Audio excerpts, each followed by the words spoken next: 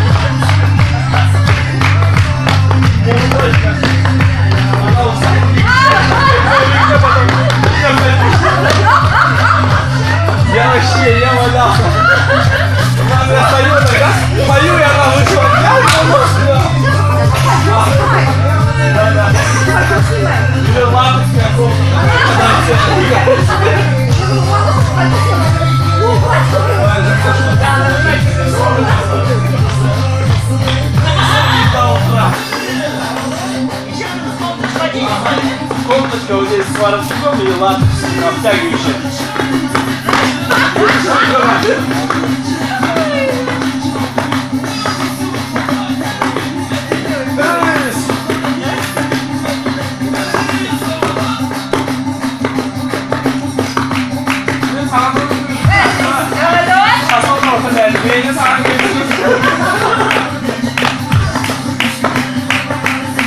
Sana böyle bağır kardeş, hadi iyi yapıyorsun. Sayın güzel bakalım. Bana dönüyoruz ya, çizgi yaşayışta batırmayı istiyor. Ya iyi çalışıyor, boş ver yani. Ne ya sana?